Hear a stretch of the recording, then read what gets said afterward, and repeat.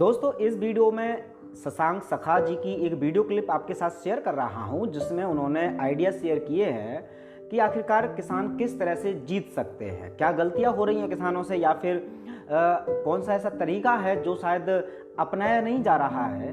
तो किसानों की मांगें होंगी कैसे पूरी, इसके ऊपर इस वीडियो में तो बता रहे हैं शशांक सखा जी।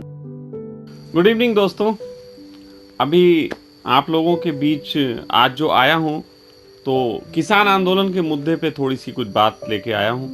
हमारे बीच अभी एक मित्र आए हुए हैं रोहतक से, तो ये किसान आंदोलन का हिस्सा हैं। कहाँ टिकरी बॉर्डर पे ये आंदोलन का हिस्सा, सक्रिय हिस्सा बने रहे हैं। और इससे पहले ये बता रहे थे ऐसे कि केजरीवाल के आंदोलन में भी ये लगे थे कि देश में कुछ सुधार हो। तो ऐसे बहुत लोग हैं जो अपने तरीके से प्रयास करते हैं जब जब लगता है उन्हें कि आंदोलन का हिस्सा होना चाहिए। लेकिन मैं अभी जब बात करूंगा तो उसमें बताऊंगा कि आंदोलन में होने जा रही गलतियां, इसका भविष्य, और अगर वो बचाना है आंदोलन को सही ढंग से तो क्या करना चाहिए। मैं अपनी व्यूज रखूंगा बहुत स्पष्ट, और हमेशा की तरह जो बात है वो कहूंगा, बेखौफ कहूंगा। पहली बात सबसे बड़ी जो मुझे इस आंदोलन के दौरान अभी लगी, पिछले एक हफ्ते 10 दिन में, वो ये लगी कि राकेश टिकैत अपनी समझदारी का उपयोग करते हुए, मैं राकेश टिकैत के फेवर में रहा हूं, मुझे वो अच्छा इंसान लगा। लेकिन जैसे कि मैच में, क्रिकेट मैच में कई बार अप एंड डाउन होता है, फाइनल कौन जीतेगा उसका कुछ कहा नहीं जा सकता। उसी तरीके से ये बिल्कुल जो गेम है सरकार के बीच और किसानों के बीच, ये क्रिकेट मैच जैसा अप एंड डाउन की तरफ बढ़ रहा है। एक समय था किसान को कोई पूछ नहीं रहा था, फिर लगा किसान हावी हो गए, फिर एक 26 जनवरी का दौर हुआ और लगा किसान जो हैं वो खराब हो गए, फिर राकेश टिकैत के आंसू बरसे और फिर सारे किसान इकट्ठे हो गए। फिर अचानक राकेश टिकैत ने कह दिया कि अब ये 2 अक्टूबर तक चलेगा, फिर किसान ठंडे होने लगे। जबकि अंदर की बात जो है वो ये है कि किसान सक्रिय हैं। अभी भैया से बात हो रही थी तो ये बता रहे थे कि किसान जो हैं अब ज़्यादा संख्या में टिकरी बॉर्डर पे हैं, पहले से 3 गुना इस समय टिकरी बॉर्डर पे किसान हैं। लेकिन फिर भी टीवी चैनलों में ये कुछ दिखाई नहीं देता। मेरा अपना मानना ये है कि एज ए साइकोलॉजी अगर चीज़ों को समझा जाए तो किसी भी मूवी के बीच में आप एक बोरियत का पार्ट अगर आधे पौन घंटे का है तो वो मूवी फेल हो जाती। लोग उसके प्रति अपना पूरा रुझान दिखा के नहीं रखते। अभी क्योंकि किसान आंदोलन का एक वो लम्हा है जिस समय टिकैत जो हैं वो पूरे हिंदुस्तान में प्रचार कर रहे हैं, वो जा रहे हैं कई शहरों में, अलग अलग जगह पंचायत हो रही हैं। निश्चित ही उनका अपना एक जो राजनीतिक कारण उनके अंदर पैदा होने लगे हैं, उसके तहत वो सफल हो रहे हैं, उसके तहत इस समय सफल हो रहे हैं।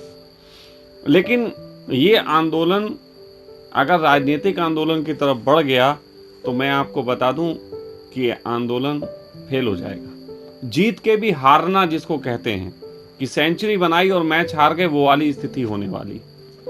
थोड़ा सा इसको टेक्निकल ढंग से समझ लें। हम जानते हैं कि ये जो भी सरकार ने ये बनाया है कानून, इस कानून को सरकार ने बनाने के लिए सरकार के पास राज्यसभा में और लोकसभा में उतनी सीटें हैं जितनी सीटों के आधार पर ये बिल पास कराया जा सकता था, और उन्होंने करा दिया। मोदी जिद पे बैठे हैं। मेरा लेकिन हमेशा से मानना ये रहता है, और इसको मैं आने वाले वक्त में मैं कहूंगा लोग भी मानेंगे,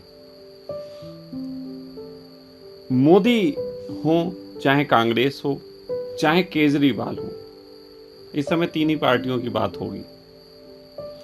ये सारी पार्टियां एक तरीके की पीछे से किन्हीं लोगों द्वारा कंट्रोल की जाती हैं, ये मैं हमेशा से कहता हूं।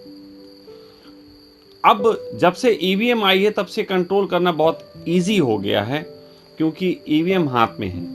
लेकिन ईवीएम हाथ में मतलब ये नहीं है कि हम किसी को भी अभी मैं इलेक्शन में खड़ा हो जाऊं, ईवीएम वालों से सेटिंग कर लूं तो मैं प्रधानमंत्री हो जाऊं। नहीं, मुझे उसके लिए एक सही ढंग का प्रचार प्रसार, पब्लिक के बीच अपनी कोई बात, कोई मुद्दा लाना पड़ेगा जिस पे चर्चाएं हों और बाद में हम कह पाए कि उस चर्चा का परिणाम मेरे फेवर में आया और ईवीएम का सपोर्ट मैं ले लूं। ये चीज को ध्यान में रखते हुए मैं जानता हूं कि जो लोग इन सब चीजों को, व्यवस्था को बना रहे हैं, चला रहे हैं, उनके मकसद के आधार पे उनके मकसद कोई एक व्यक्ति कभी पूरे नहीं कर सकता। क्योंकि जब कोई एक सरकार या एक पार्टी उनके मकसद को पूरा करेगी तो ज़्यादा से ज़्यादा 5-10 साल तक वो नीतियां ऐसी बनाएगी जिन नीतियों का वो लाभ लेंगे, लेकिन उसके बाद दूसरे को आना पड़ेगा ये कह के कि उनकी नीतियां गलत हैं, लेकिन अपने आप भी वो वैसी ही नीतियों का पालन करेंगे। आपने एक बात नोटिस किया कि कांग्रेस जिस तरीके के बिल लाना चाहती थी आखिरी 2-3 सालों में, वही बिल ये ला रहे हैं, किसान बिल भी वही बिल है। अब ये क्या कारण है कि कांग्रेस का विरोध करके जो पार्टी आई वो लगभग वही बिल ला रही है और उसके बाद तर्क है भाई कांग्रेस ला रही थी। हाँ, ये बात किसी को नहीं दिखेगी, लेकिन जो लोग ये खेल खेल रहे हैं वो सिर्फ फेस चेंज कर देते हैं और तुम विश्वास में आ जाते हो। पहले मनमोहन और सोनिया, उसके बाद अब मोदी। अब कुछ लोग तैयार होकर बैठे हैं कि अब मोदी के जाने का वक्त आया, अब केजरीवाल को लेके आएंगे। फिर केजरीवाल भी यही करेंगे। और मैं आपको बताऊं, चाहे आने वाले वक्त में केजरीवाल आए, चाहे मोदी के खिलाफ कांग्रेस फिर दोबारा आ जाए, और चाहे किसान आंदोलन से पैदा हुए नेता पार्टी बनाने के बाद आ जाएं, ये भी पॉसिबल है। लेकिन ये मुद्दा अगर मोदी सरकार को खा गया, मोदी सरकार को खाने का अर्थ तुम्हारा वाला है कि मोदी सरकार गिर गई, तो भी जान लेना कि आने वाली सरकार इतने ज्यादा अच्छे बहुमत से नहीं आएगी। राज्यसभा में और लोकसभा में बहुमत का आधार इस तरीके से खंडित हो जाएगा कि वो ये बिल वापस नहीं ले सकते, क्योंकि बिल वापस लेने के लिए भी उतनी बड़ी ताकत चाहिए जितनी बड़ी ताकत बिल बनाने के लिए चाहिए थी। फिर क्या करोगे? बिल तो आ गया, जो लोग चाहते थे कि ये बिल बने वो बन गया। आप क्या कर सकते हो?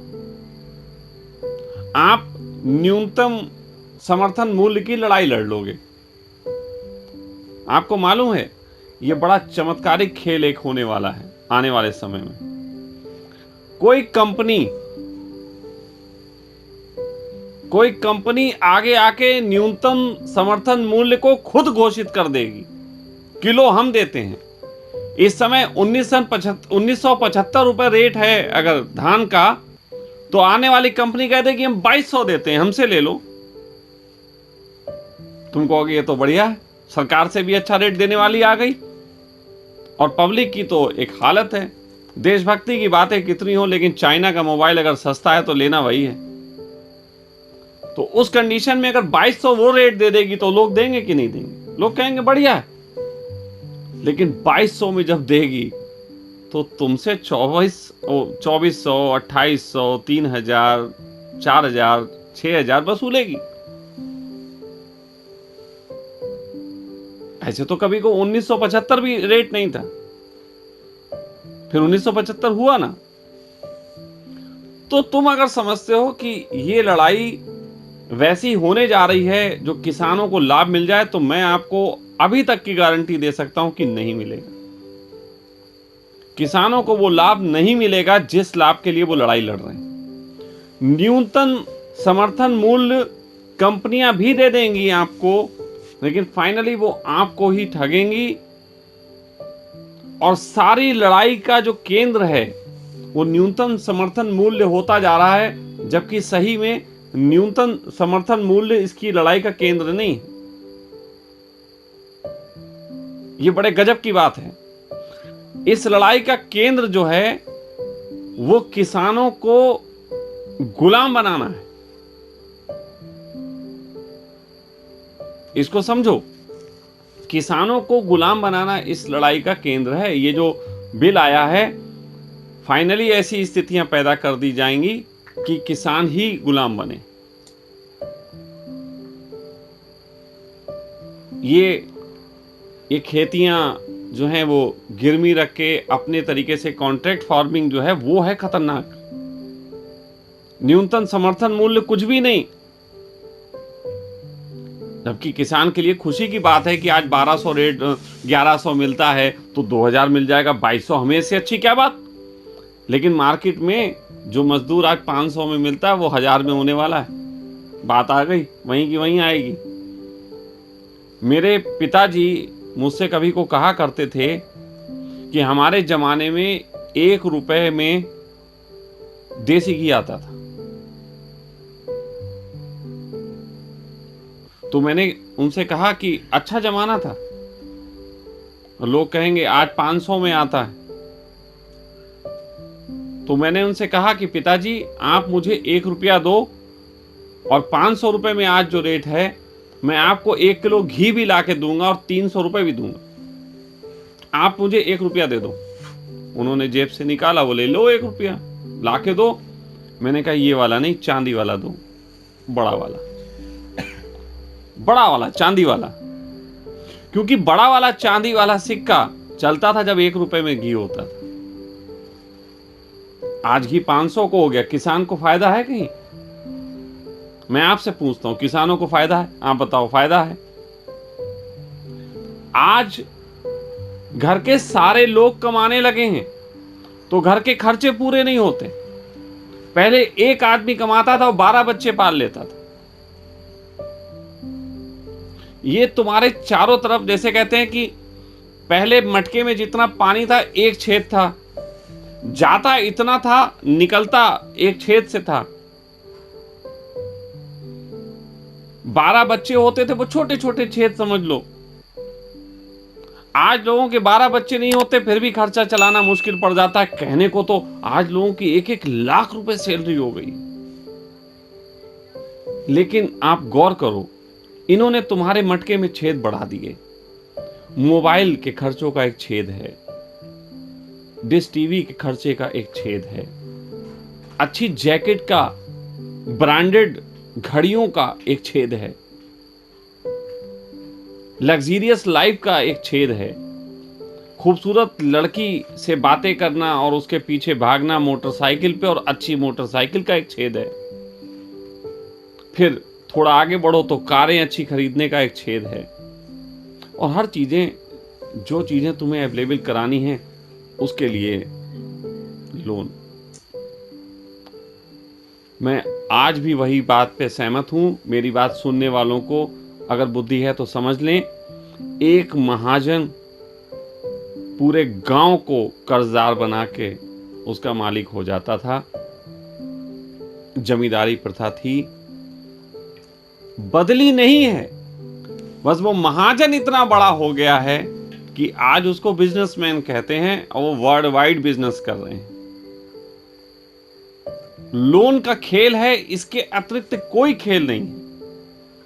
किसान को अगर कोई कंपनी आके अभी खड़ी हो जाए और कहे न्यूनतम समर्थन मूल्य में 2200 रुपए दूंगा और साथ ही साथ तुमको जो बोने के लिए पैसा चाहिए वो बिना ब्याज के दूंगा। स्टार्ट तो बिना ब्याज की होती है। आपको पता है, जब आपके गांव का महाजन वो आपसे संबंध बनाए रखता है, वो जानता है इस घर में बेटी बड़ी हो रही है, शादी होने वाली है और जमीन इसके पास 20 किले, तो वो पहले से इसकी बेटी होने वाली होती है उसके लड़के को, बेटा और सब बढ़िया है, बेटा बाप मर गए चिंता मत करना, हमें अपने बाप जैसे ही समझो। वो लड़का भी और दद्दा पांव छूता रहता है, उसे पता नहीं होता है महाजन क्यों ऐसा कर रहा है। फिर धीरे धीरे लड़की बड़ी होने लगती है, महाजन भी उसको सहलाता रहता है। फिर शादी होने की खबरें उठती हैं तो कहता, महाजन कहता चिंता मत करना, बाप नहीं तो क्या हम हैं। महाजन सपने दिखाता है अच्छी शादी करना, पूरे इलाके में सबसे अच्छी शादी करना। बेटा तुम्हारी जिम्मेदारी है। बेटे को सपने दिखा देता है, बहन के लिए दूल्हा आ रहा है, वो अच्छी गाड़ी में आएगा, अच्छा पढ़ा लिखा दूल्हा तलाशा जाएगा, फिर उतने बड़ा दहेज देना है, उतने बड़े खर्चे करने। फिर महाजन के पास लास्ट मोमेंट जब पैसा लेने जाता है तो महाजन कहता है बेटा वापसी कैसे करूं। तब तक तो नहीं कहता वापसी लेंगे, वो वापसी की बात तब होती है। और तब तक सपने इतने हाई हो गए होते हैं कि तुम्हें फिर वो बेटी बहन की शादी करनी है और कर्जा भी लेना है और 20 किले जमीन भी रख देनी। बिल्कुल वही आज मार्केटिंग स्ट्रेटजी है कि आप जाते हो गाड़ी खरीदने, जो भी आदमी गाड़ी खरीदा है उसे एक चीज का बड़ा गहरा अनुभव हुआ होगा, वो मैं बता रहा हूं, मुझे भी हुआ। वो गाड़ी का अनुभव ये होता है कि आप गाड़ी खरीदने जाते हो, सबसे पहले वहां पे आपको एक आदमी गाड़ी में बैठाल के टेस्ट ड्राइव दिला के आपको बूम करता है। उसके बाद वो जब आप पहुंचते हो कहते हो गाड़ी कितने का, बस ये 15 लाख की, 20 लाख की। आप कहते हो यार इतना नहीं, कोई सर लोन हो जाएगा, 90% लोन हो जाएगा, आपको 10% ही देना है स्टार्टिंग अमाउंट, बाकी तो 90% लोन। 90% लोन सबको अच्छा लगता है। फिर उसके बाद 90% का सपना, वो कहता करवाओ, वो कहता सर 24 घंटे में हो जाता है, करवाओ सर, कागज दे दीजिए। सर कागज दे देते हैं, कागजों में कुछ कमियां निकल आती हैं। अब कमियां निकल आती हैं, सर परेशान हैं, गाड़ी का चला के सपना देख लिया था, रात में नींद नहीं आ रही है, 2 बार उठ के पानी पी रहे हैं कि गाड़ी इतनी तेज तो नहीं चल गई। और फिर सुबह के समय जो है उठते हैं और सोचते हैं आज गाड़ी घर आएगी, 24 घंटे बाद पहुंचते हैं तो पता लगता है सर इतना तो नहीं हो पाएगा, आपके कागजों में कमियां हैं सर, 50% तक हो सकता है। फिर मोल भाव होता है, फाइनली 65-70% में मोस्ट ऑफ लोग मान जाते हैं। फिर उसके लिए भले ही वो कहीं से कर्जा लें, कहीं से उधारी लें, कहीं पे कुछ बेचें, यही होता है। गाड़ी का पूरा सीन यही है, जिन्होंने खरीदी हो उनको पता होगा। उसी तरीके से अगर किसानों को आने वाले समय में कोई कंपनी आके और ऐसा अनाउंस कर दे कि फसल बोने के लिए जो पैसे चाहिए वो हमसे लो और इतने मूल्य पे हमें बेच दो, बताओ कौन राजी नहीं होगा? सब राजी हो जाएंगे और 2-3 साल तक वो तुमसे कुछ कहेंगे नहीं, पैसा देंगे और अपना समर्थन मूल्य जो तय किया होगा वो ले लेंगे। मार्केट में महंगाई होने लग जाएगी। फिर उसके बाद उनका खेल शुरू होगा कि भाई देखो इस बार हम पैसा इस शर्त पे देंगे कि आप वो फसल बोगे जो हम चाहते हैं। गुलामी की शुरुआत ऐसे होगी और उस फसल के लिए भी तुम्हें अच्छे रेट की बात होगी।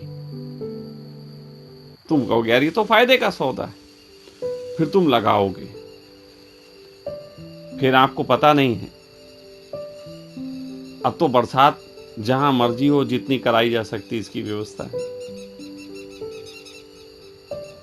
आपसे ये तो कहा गया समर्थन मूल्य पे दे देना, ये पैसा ले लो, लेकिन साथ साथ हिडन में इतने पेपर होंगे आप पढ़ोगे भी नहीं, उसमें कहीं एक कोने में लिखा होगा यदि आप नहीं दे पाए 6 महीने बाद तो उसके बाद ब्याज ज्यादा शुरू हो जाएगा, जैसा कि आपके क्रेडिट कार्ड्स में होता है।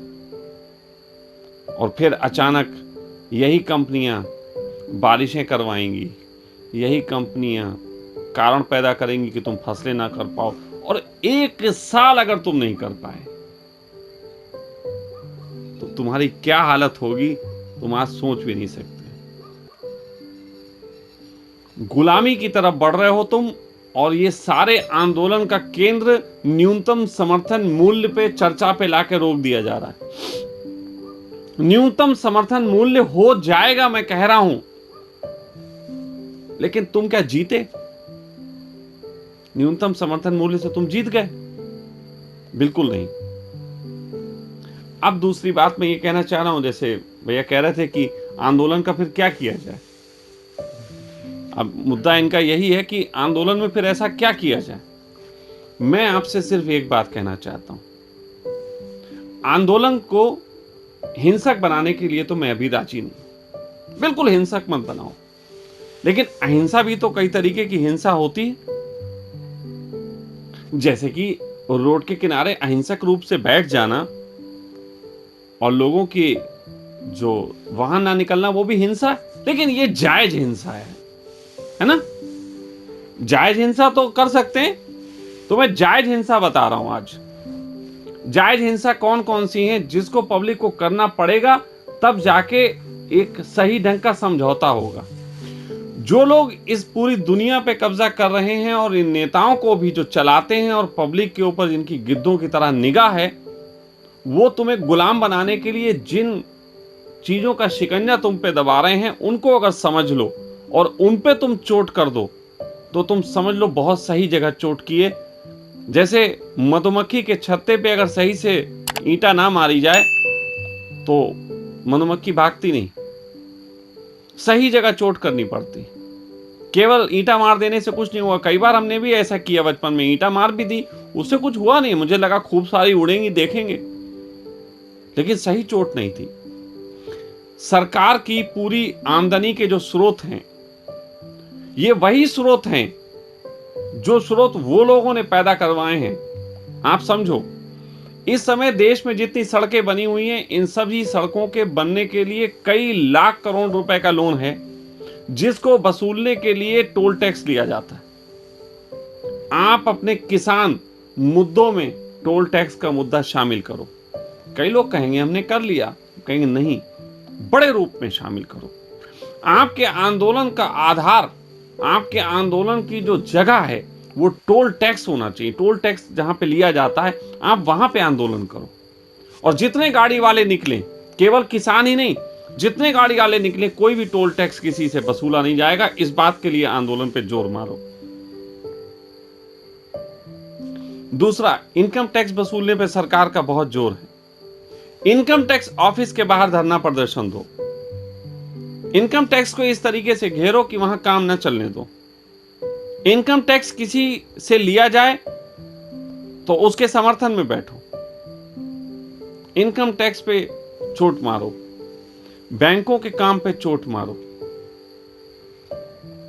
बैंकों के काम पे चोट मारोगे, सबसे ज्यादा असर इसका होगा। और आजकल एक और बहुत बड़ी चीज है जो पूरे तरीके से मैं पहले भी बोल चुका हूं, वैक्सीनेशन पे जब बोला था कि वैक्सीन के माध्यम से एक डीएनए हिप्नोटिज्म का एक बहुत बड़ा षड्यंत्र चल रहा है। तो वैक्सीनेशन के इसमें शामिल करो। वैक्सीन नहीं लगाओगे, आप सबको पता है कि कितना कोरोना फैल रहा था जब हम घरों में थे, कितनी न्यूज़ें आ रही थी। आज आंदोलन जगह जगह हो रहा है, पंजाब और हरियाणा में, और अब कोरोना गायब हो गया। तो कोरोना भीड़ से घबराता है, ये भी सिद्ध हो गया। कोरोना भीड़ से फैलता नहीं, वो भीड़ से घबराता है। भारत ने सिद्ध कर दिया, मोदी जी के राज्य में ये संभव था। इसे मोदी जी का श्रेय जाएगा इसमें कि भीड़ से हमने भगाया कोरोना को। वैक्सीनेशन किस लिए? वैक्सीनेशन नहीं कराया जाएगा, कोई किसान वैक्सीनेशन नहीं कराएगा।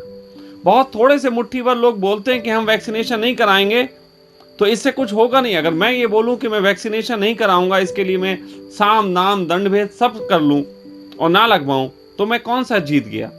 मेरे बच्चे तो लगवाएंगे, आने वाली पीढ़ियां तो लगवाएंगी। और जिनका ये प्लान है उनका मेरे उम्र तक तो है नहीं कि 30-40 साल तक, वो तो 30-40 हजार साल तक का सोच के बैठे हैं। तो ऐसी स्थिति में पूरा मास एक इस पे लगना चाहिए कि वैक्सीनेशन नहीं कराएंगे। और मैं कहता हूं कि आपको कोई जरूरत नहीं है कहीं आगजनी करने की, कहीं तोड़फोड़ करने की। मैंने पहले भी कहा था, आज फिर कह रहा हूं, किसान आंदोलन को गन्ने का भुगतान नहीं हुआ कई हजार करोड़ रुपए का, तो गन्ने में एक चीज बहुत प्यारी सी निकलती है, चाशनी। अक्सर ऐसा होता है कि दूध सही दाम नहीं मिलता, लोग दूध फेंक देते हैं। कोई केस होता है इस पे? आलू का दाम सही नहीं मिलता, आलू सड़क पे फेंक देते हैं, कोई केस होता है इस पे? कुछ होता है? नहीं होता है। मैं कहता हूं, गन्ने का दाम तुम्हें सही नहीं मिलता, गन्ने की चाशनी बनाओ, गन्ने का रस निकालो, उसकी चाशनी बनाओ। 2-2 लीटर चाशनी हर किसान सड़कों पे डाले, 2-2 लीटर चाशनी। अभी तक आज की तारीख में मैं ये बोल रहा हूं, आज तारीख है 12 फरवरी 2021। इस दिन तक मैं ये जो बात बोल रहा हूं ये बिल्कुल लीगल है, इसमें कोई अपराध नहीं है, इससे किसी प्रकार का मेरे ऊपर केस होने की संभावना नहीं है। कल अगर कोई सरकार गन्ने की चाशनी फेंकने पे नियम बना ले तो मैं इतना कहना चाहूंगा कि तब मैंने ये बात नहीं कही, मैं पहले कह चुका हूं और ये वीडियो अदालत में काम आएगा। चाशनी बहुत काम करेगी, जो गाड़ियां गुजरेंगी उनके टायरों से उनके घर तक, उनकी बेसमेंट तक जाएगी,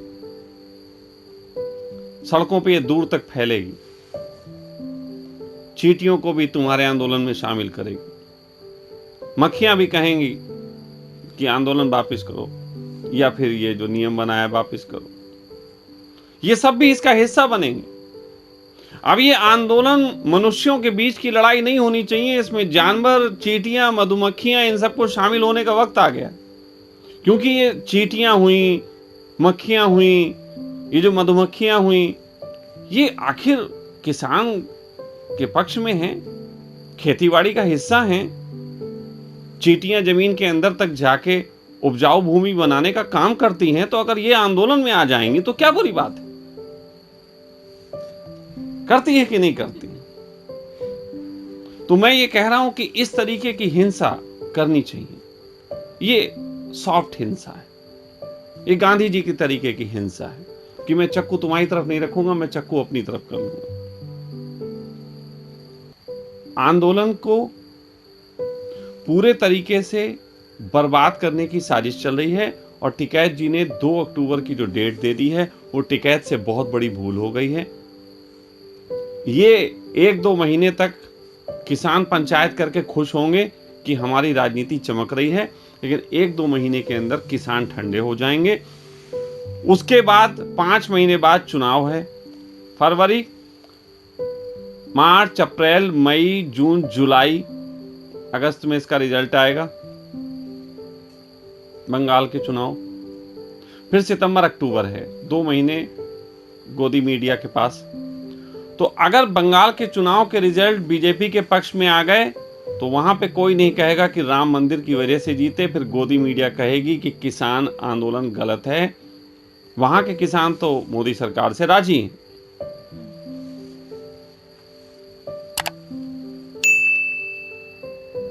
टिकैत जी को चाहिए आंदोलन, उन्होंने ये कहा है और मैं टिकैत जी को एक तर्क दे रहा हूं। अगर आपसे पूछे अभी आप आंदोलन में अपनी धार दीजिए, टोल टैक्स का मुद्दा शामिल करिए, वैक्सीनेशन नहीं कराएंगे, इस तरीके की चीजें शामिल करिए, और अगर कोई आपसे पूछे आपने तो कहा था 2 अक्टूबर तक का वक्त दे रहे हैं, तो कहिएगा वक्त नहीं दे रहे थे, बात यह कि 2 अक्टूबर तक का हमारे पास खाने पीने का राशन है, इतना हमने सोचा था।